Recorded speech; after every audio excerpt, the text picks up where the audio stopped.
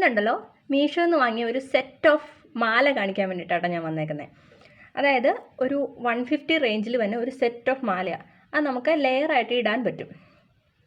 അതായത് ഈ സെലിബ്രിറ്റീസ് ഒക്കെ ഇടാറില്ലേ, അവരുടെ ഇങ്ങനെ കുറേ ഗോൾഡ് മാല ഇങ്ങനെ സെറ്റ് ലെയർ ആയിട്ട് ഇട്ടിട്ട് കണ്ടിട്ടില്ലേ, അങ്ങനെ ഇടുന്നൊരു മാലയാണ് ഇത്. ഫസ്റ്റ് വൺ ഒരു സ്റ്റോണൊക്കെ വെച്ചിട്ട് നല്ല അടിപൊളി മാല.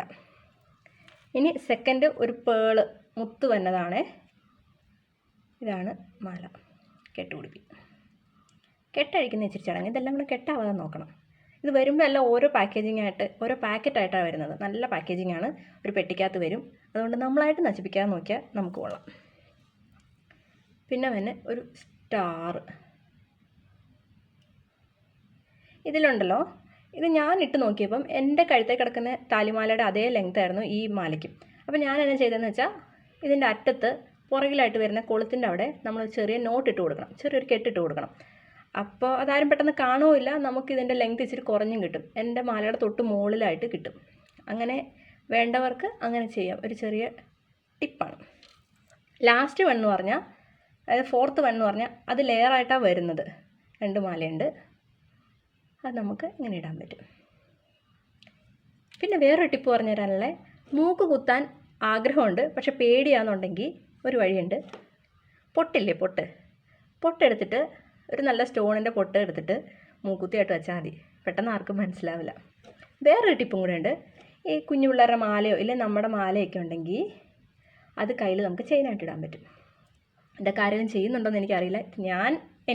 ഞാനായിട്ട് കണ്ടുപിടിച്ചിട്ടതാണ്. ഇത് വേറെ ആരെങ്കിലും ചെയ്യുന്നുണ്ടോയെന്ന് എനിക്കറിയാൻ മേല.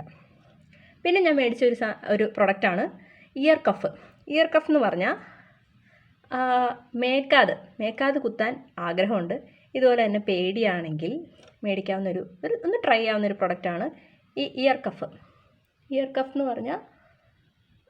ഇത് ഒരു 5 എണ്ണത്തിൻ്റെ സെറ്റാണ് ഇയർ കഫ്. ഇതും ഞാൻ മീഷോയിൽ നിന്ന് വാങ്ങിയതാണ്. അതിൻ്റെ രണ്ടാമത്തെ. ഓക്കെ, ഇനി അടുത്ത നെക്സ്റ്റ് വൺ. ഇതും ഒരു റൗണ്ട് പോലത്തെ, ഇതിന് ചെറിയ ഡിസൈൻ വ്യത്യാസമുണ്ട്.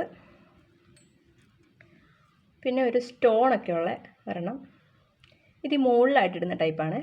ഇത് ജസ്റ്റ് ഇട്ടിട്ടൊന്ന് ചെറുതായിട്ടൊന്ന് പ്രസ് ചെയ്ത് കൊടുത്താൽ മതി, നല്ലതാണ്.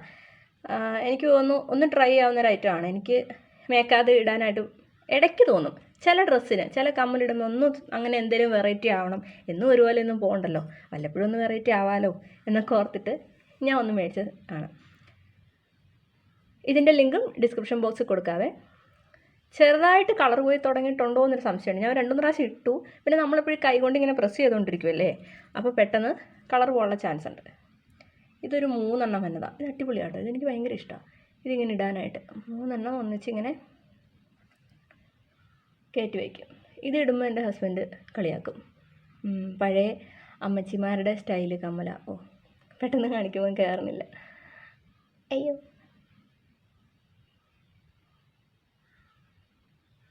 മനസ്സിലായോ എന്താണേലും?